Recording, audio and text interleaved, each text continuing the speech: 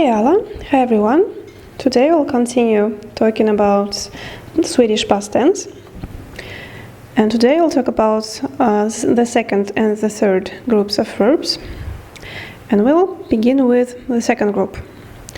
The second group is divided into two subgroups, 2A and 2B.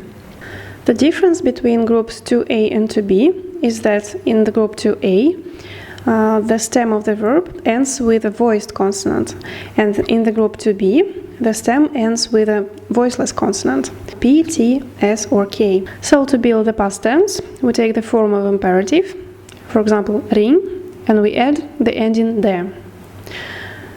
So, ring, ringa, ringer, ringde. Han ringde mig förra veckan. He called me last week. Stänga, to close. Stäng, stänga, stänger, stängde. Jag stängde dörren. I closed the door. Hänga, to hang. Häng, hänga, hänger, hängde. Han hängde tavlan på väggen. He hung the picture on the wall. Glömma, to forget. Glöm, glömma, glömmer, glömde. Jag glömde inte det. I did not forget about it. Känna, to feel, or sometimes to know about something. Känn, känna, känner, kände. Han kände sig generad. He felt embarrassed. Hända, to happen. There is no imperative for this verb. Hända, händer, hände. Vad är det som hände här? What happened here? Betyda, to mean. There is also no imperative in this verb. Betyda, betyder, betydde. Han visste inte vad det betydde. He didn't know what it meant. Fylla, to turn when we are talking about birthdays and age. Fyll, fylla, fyller, fyllde. Hon fyllde 12 år förra månaden. She turned 12 last month. Följa, to follow. Han följde henne in i köket. He followed her to the kitchen. In some of the verbs in the group 2A, presence, so present tense, is the same as imperative. For example, her in imperative and her in presence. Höra, to hear.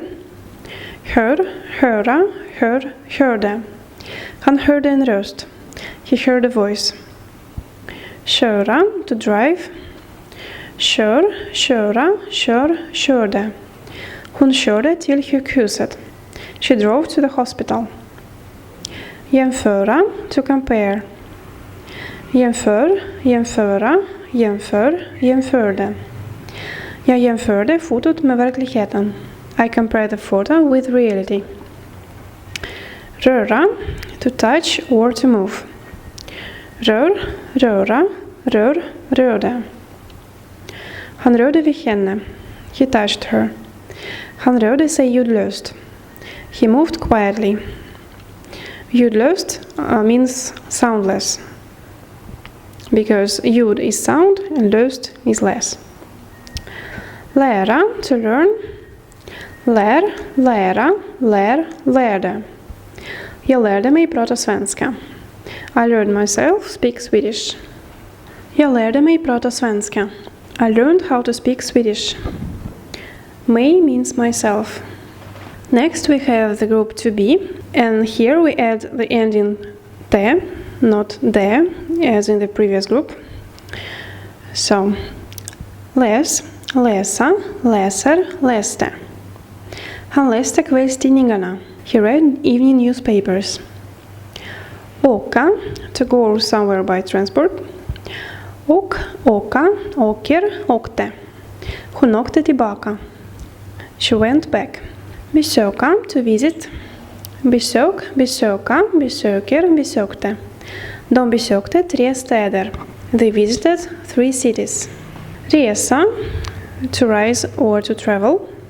Res, resa, reser, reste. Han reste sig. He rose. De reste till Österrike. They went, traveled to Austria. Röka, to smoke. Rök, röka, röker, rökte. Han rökte en cigarett. He smoked a cigarette. Försöka, to try. Försök, försöka, försöker, försökte. Vi försökte prata med henne. We tried to talk to her.